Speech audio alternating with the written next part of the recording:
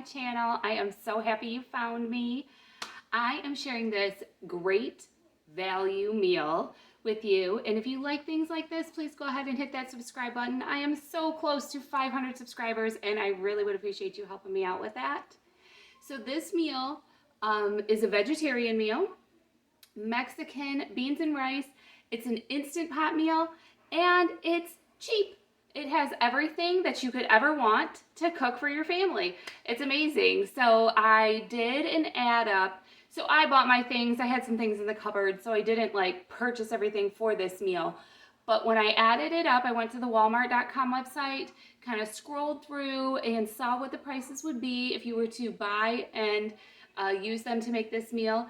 And it comes out right to about $1.25 a person. You can get that even cheaper if you would like to, like that's even buying a whole can of chicken broth when you need 2 cups of chicken broth. You could use water. This is so flavorful you wouldn't even need to do the chicken broth. So it's great. It makes, I divided it out to make 8 super size burrito servings. So of course, the toppings and things will change it, but if for the burritos, for 8 giant burritos, would be $1.25 a person. And so that is just a great meal. We're all trying to find ways to stretch our budget. And in the Instant Pot, this is going to get done and on the table fast for everybody. So I really hope you try this meal out. Here I am with an Instant Pot recipe. This is a bean and rice dish. So this can be vegetarian if you, check all your items and keep it vegetarian, and it also could be gluten-free, but again, check your beans and make sure they're gluten-free, check your sauces and things. So I'm just going to drop everything in here, so I'm going to just tell you as we go. You need 1 can of black beans. This is the regular 15-ounce can. It calls for 1 15-ounce can then of pinto beans, but I only had the double size, and I wasn't going to do anything with the other half a can, so we're just going to put it all in, see how it goes. I did rinse and drain them. I just set them back in there before I did it. I have a can of enchilada sauce, so I'm going to use that. This is probably the last can I have because Dan doesn't really care for it, but he's not here, so we will see what he thinks of this dish. If he's not a fan, we'll know it's real. And 1 can of diced, I have fire roasted tomatoes, but any kind of diced tomatoes that you have. Then you need also 2 cups of, so if you're going vegetarian, you'd want to make it a vegetable broth. I'm going to do water and a teaspoon of my chicken bouillon broth base. I buy this at my local bulk food store. I don't know if they have those all around everywhere. Or if it's just around here, but you can also get Better Than Bouillon is the brand name that they have of this at the regular grocery store. I found this really cute thing at Aldi today. It's got 4 different like Mexican flavors. So this one sounded good to me, this Hatch Chili Verde. Hatch chili is a type of chili. It doesn't smell too strong. I smell some like cumin-y flavors, nice smoky flavor. So I'm going to do a tablespoon of this seasoning in with this amount. Looks good to me. This has some, on the side it tells you that there's some garlic powder, onion powder, jalapeno powder, things like that in it. So I don't think I need to add extra of those flavorings. And then 1.5 cups of uncooked rice. I'm just going to do that. I'm just going to get everything down into the Instant Pot. Doesn't need a lot of stirring or anything.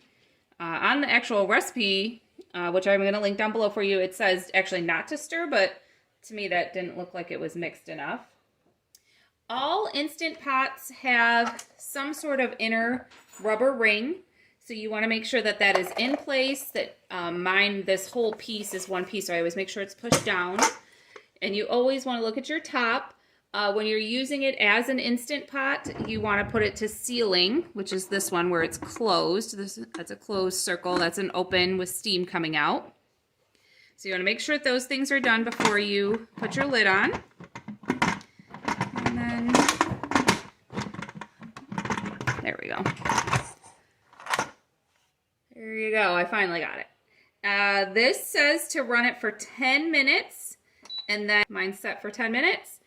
10 minutes, and then quick release. Quickly release is where you move this. A tip is to use a spoon or something to move that when you get to that time, so you don't get steam on your hands accidentally or anything. And I kind of can show you here. This is under my cupboard. Can you see that? It's kind of under the cupboard, so you don't want to do it there. So I'm going to pull it a little bit further towards the front so that the steam can actually go up into the air instead of getting stuck, trapped under the cupboard. But I will show you after it comes to pressure, cooks for 10 minutes. I will show you. So I did the quick release, which is moving this button here to the release. So it lets steam all out. And the lid comes off, so you know it's all the way released. Ooh, this smells so good. Oh yeah, the rice all looks cooked. I smell that chili flavor in that seasoning I put in. Woo, got it steamy, but I wanted to stir it up, take a look. I think it came out right even with the extra beans in there. If the camera lens clears out so you could see it.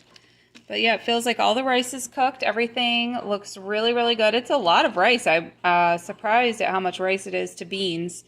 So I'm glad I had those extra beans in there. So bulk it up even more. This is a delicious filling. So I have some burrito wrappers out because I think it would be great in a wrap. Another thought, because this is quite a bit, I might wrap some up in some burritos and just freeze them. And then you have bean and rice burritos ready to go. Of course, you could throw some cheese in them, wrap them up, freeze them. But we have cheese to put on it. Put it in a wrap. Serve it with some tortilla chips. That could be a dip. And then whatever kind of toppings you have that your family likes. I have some of this Tabasco, some jalapeno, sour cream, of course salsa, all the different things.